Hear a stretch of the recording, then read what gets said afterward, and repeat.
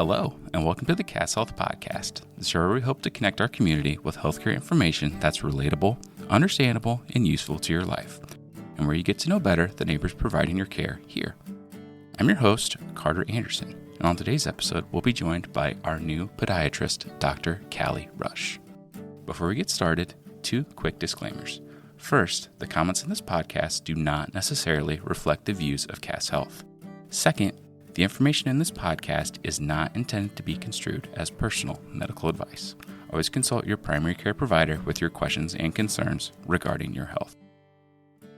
Kalli, thank you so much for coming and joining us on the podcast today. Yeah, for sure. We will get started here with a couple just fun, get to know you questions. So this is one I'm pretty sure you know the answer to. Where are you from? Yeah. So I grew up in Blairsburg, Iowa. It's north of Ames, about 45 minutes. But currently, for the past 12 years, I guess I've been married for 12 years, but I live in Griswold with my husband, Keith Rush. So, What brought you to Griswold, I guess? Like, where did you guys, meet or anything like for that? Sure. Yeah. So I played basketball at Central College, and he played football, and that's where we met. And we got married, and I had a semester left, so he's 2 years older than me. And then we actually lived in Pella for a while, and then decided to move back home. He has a family farm in Griswold, and so he was helping out on the farm. And so then I had to come up with what I was going to do next. My bachelor's is in health and exercise science, and I actually worked at the Y for a hot minute. Here in Atlantic, and then decided to go back to school and take the rest of the classes that I needed to sit for my MCAT and apply to medical school. So Gotcha. Those dang farmers, you can't move the land anywhere, so you got to go where it's at. Exactly. So you just mentioned you were there at the Y for a little bit, little exercise science background. What is your go-to exercise or activity? What's your favorite way to get moving? So my husband Keith and I, we actually were CrossFit coaches in Pella. It was during probably the last solid year of my college experience in Pella. And then after that, when we moved back here, obviously CrossFit's not in Atlantic, so we were working out of our garage for a while. But really anywhere as far as lifting goes. And I'm not a huge cardio gal. I did take up a lot of walking when I was pregnant last year, which I do enjoy, and then now. We go on family walks in town Griswold, but definitely lifting is my favorite go-to. We'll jump into our next question here. So do you have a favorite sports team, or does your household have one? Is it a house-divided situation? It's definitely not a house-divided situation.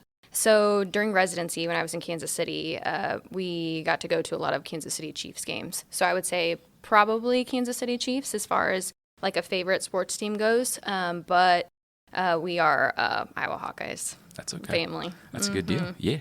Awesome. If you're cooking dinner to impress, what are you making? This is tough because I like to cook. But lately our go-to has been steak Asian bowls. First of all, super easy to make because you can have the steak ready and make it the day before and then just kind of eat off of it. And then you can just do peppers, cucumbers, fresh avocado, cilantro. So good stuff.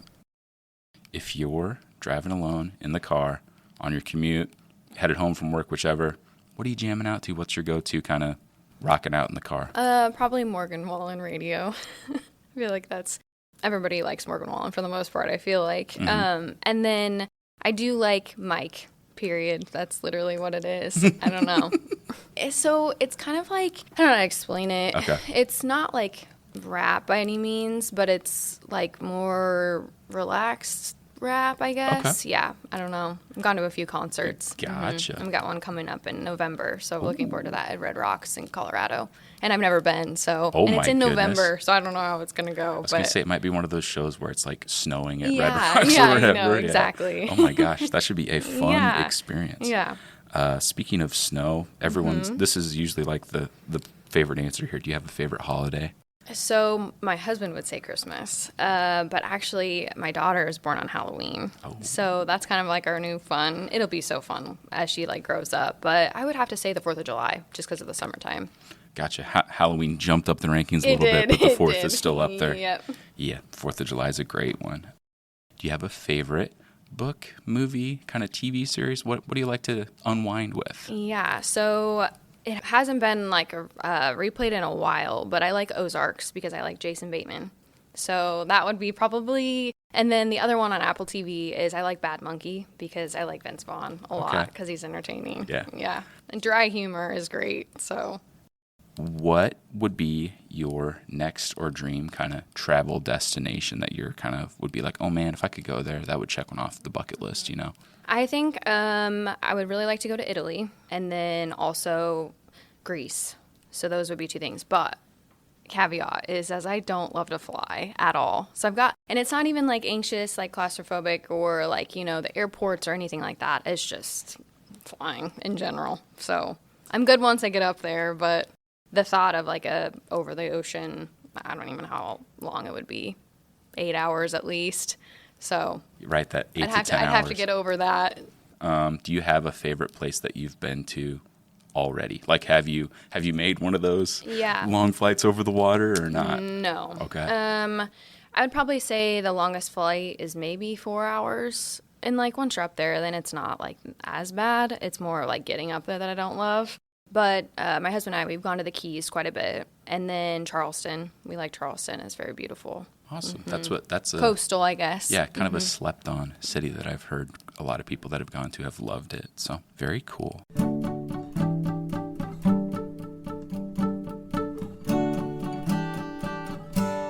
We will kind of hop into our next segment here, kind of focusing on your work as a podiatrist and things like that. So what originally sparked your interest in becoming a podiatrist? Was there kind of a seminal or like a light bulb moment for you that you wanted to study podiatry, or kind of what was it for you that drove you to this field specifically? So like I was telling you, when we'd moved back from Pella to Griswold, it was one of those things where I was trying to figure out exactly what I wanted to do. So I knew I wanted to be in the healthcare field. I have a lot of background in internships with like physical therapy and cardiac rehab. And I was like, well, maybe I'd want to be a PA. Maybe I'd want to, go to medical school. And I was like, you know what, I'm just going to do it. So I'd gone to do all of that. And then in the process of doing that, my husband has a really good friend who is actually an orthopedic surgeon. And so he had said, as far as call goes, you want to be a mom, like all these things, and you should look at foot and ankle, like podiatry specifically. And so I did some research on it and then actually had shadowed at the time Southwest Iowa Foot and Ankle. And that kind of piqued my interest, and I just absolutely loved it because it's not just, sports injuries. It's also wound care and just foot and ankle health in general. And so that's probably when it worked for me. Gotcha. Mm-hmm. Very cool. That's what I wondered, how you got there from your kind of exercise science-y background and stuff like that. And then, like you said, it's not just – sometimes I feel like people think podiatry is just like – you're trimming ingrown toenails and stuff like that. It's so small much part. More. Yeah, small part. A very tiny piece of that, absolutely. Can I just have you kind of outline for me your education and training, kind of like your path all the way through there? Is that okay? Yeah, absolutely. Okay. Yep. So Central College was where I played basketball and then had my health and exercise science. It's actually a bachelor's of arts degree. And then when I transitioned here to Griswold, then I had taken some more online classes to then sit for my MCAT. And then I actually got into DMU in Des Moines for podiatric medicine and surgery, as far as my degree goes that way. But in that time period and transition, I actually got my master's. It was an accelerated program in a year. Blew my mind, let's be honest, master's in public health through the George Washington University. So, and I had thought when I originally had signed up for the program, I was like, okay, perfect. I'm going to get this done right before I go to medical school. And it was like, just kidding. You're going to have to take your whole first semester and finish up your master's at the same time. So I was medical school by day and then master's by night. And I think it was around October that I finished my master's. So it was like August, October. But you start like medical school like very early August. So there was, quite a bit of overlap.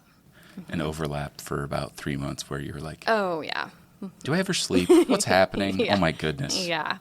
But it was worth it. And I look back on it and I'm just like, wow. Like, I don't even know how you just kind of put your head down and do it, I was going to say, now I'm sure at this point in your life, you look back and you're like, how did I do that, right? Oh, my goodness, that's incredible. So that's like education-wise. And then I got into the residency at University Health Lakewood It used to be Truman in Kansas City. Then you were down there for 3 years. 3 years? Okay. And then came back up to... So then I've been at a private practice for a year, and that was over at Papillion Foot and Ankle. And now I'm here, and I'm so excited. Wonderful. We are super excited to have you. It's great.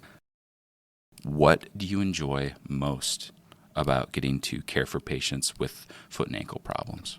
So I would say, depending on the pathology, you have some things like an ingrown, like you get it out and it's instant gratification, in terms of it feels much better, But then, as far as wound care goes, what I really do love about it is that I'm able to see patients. It could be even up to weekly. So you develop a relationship with those patients.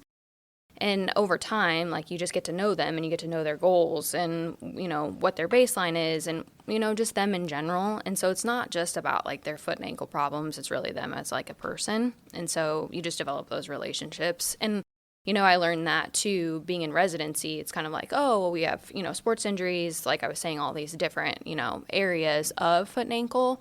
But really it comes down to the personal relationship that you develop that I love the most, actually. That's awesome, getting to build that relationship and help them get through their problems and get back to whatever they were enjoying before this kind of slowed them down. So what advice would you give to someone who's been dealing with foot pain or ankle pain and they keep saying, oh, I'll deal with it later. I'm going to wait till it gets really bad and then I'll do something about it, I feel like that is something that definitely happens a lot. But I would say don't wait, because you shouldn't be in pain, and you want to be walking and being active. And you use your feet all the time. You're up. That's, the way that you get around. And so don't wait is what I would say. Absolutely. That's one of those things that kind of makes me shake my head a little bit. It's if your car had a flat tire, you wouldn't drive on it, right? You take care of your body. Come on. Yep. So how would you describe your approach to patient care?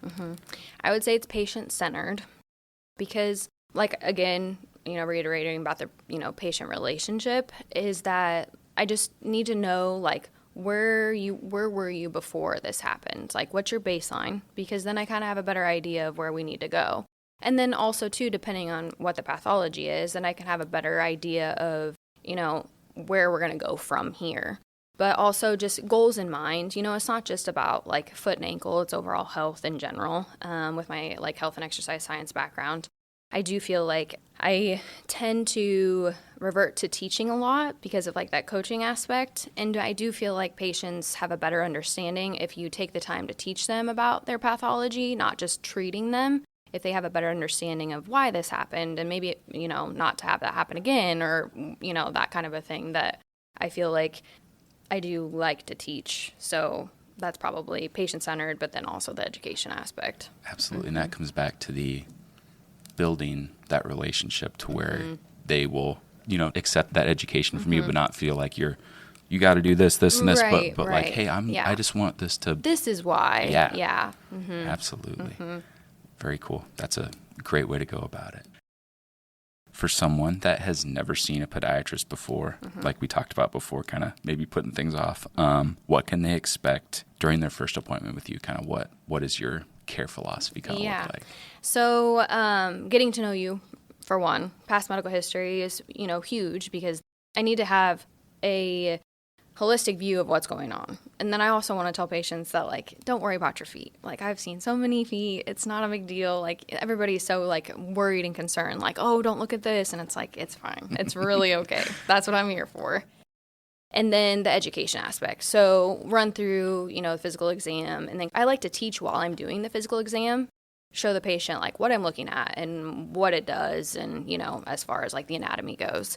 And then from there, it's just, talking about treatment plans and if, what their goals are, where they're at, where they're going to be, if they're going to be in a boot, that kind of a thing. So I feel the education piece comes a lot from the anatomy standpoint, because I do like to teach. And so then I think that they have a better idea of when they look down or, oh, this is what my pathology is. So. Absolutely. That's a great overview of what it's like to get an appointment with you. So. Thank you so much for joining us here on the Cass Health Podcast, and patients will be seeing you soon, I'm sure. Yeah, I appreciate you. Thank you.